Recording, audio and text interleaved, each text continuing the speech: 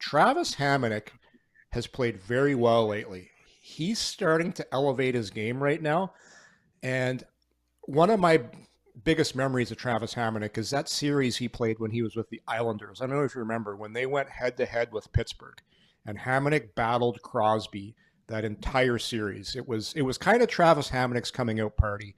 He really established himself as a really hard to play against defensemen in NHL. And that was quite some time ago, but he still has those memories inside of him. He still has the I'm not going to call it muscle memory, but he knows what it takes to play this time of year. And if they do get into the playoffs. So I've been watching him lately, Wally. He's starting to early on in the year, a lot of turnovers, a lot of bad decisions. Now I'm not seeing them.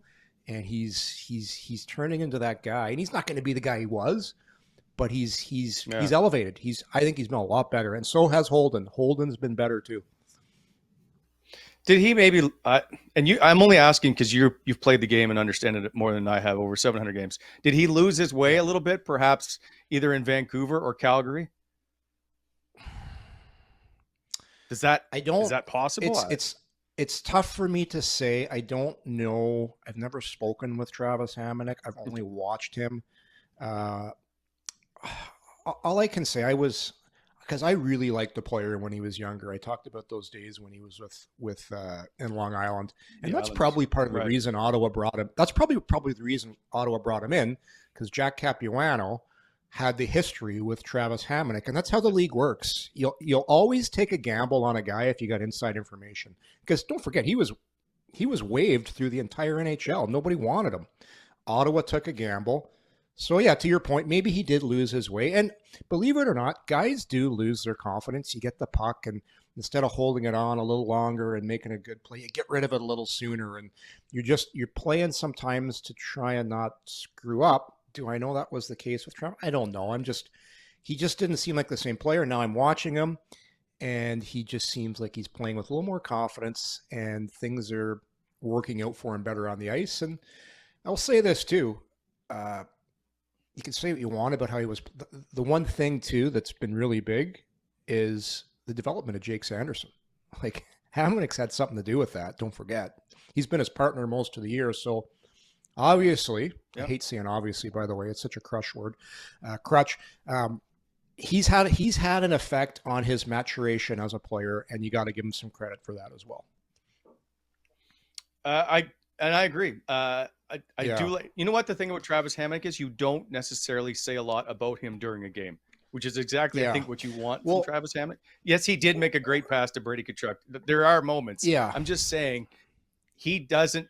Maybe in the defensive zone, you don't go, holy crap, he just completely lost his man.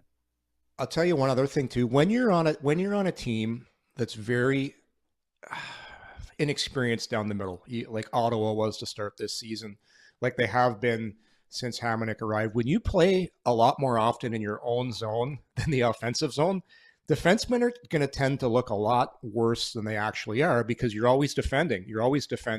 And then when you're always defending, you start making more mistakes. I was in that position in Boston. I was on a really bad team. I was an older guy, and I was in my own zone the entire game, and you make mistakes, and you look like a really bad player. And that's what I looked like in my last year.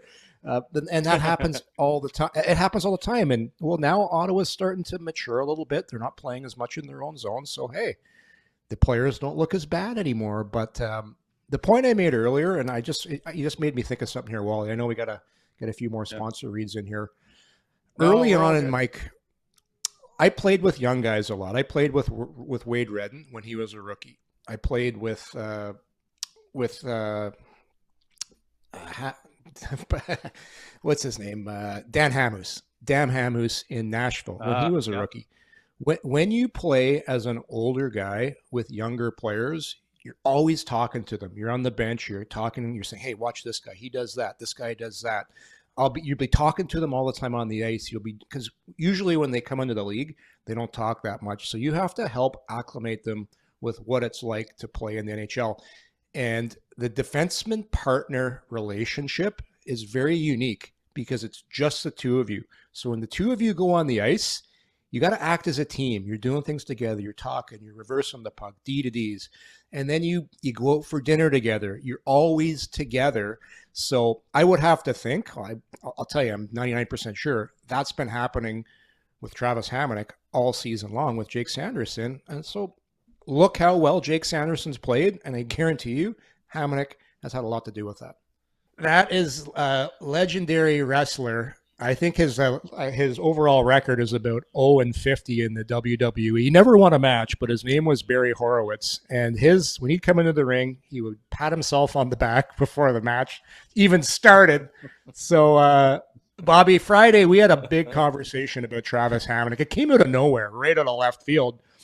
But we talked about Hamonic because with Chychrun coming in, everyone's, what's going to happen to Hamonic? And I just thought, you know what? This guy's last month, I think he's played a lot better. I don't know about you, Bobby. I think he's elevated. I agree. He hasn't been making the glaring mistakes and is now starting to chip in. I didn't think he'd get 2 goals, but also too the relationship with Jake Sanderson for what he's done for him this year. D-men really stick together. You know how it works. If you're an older guy and a younger guy, you're talking all the time.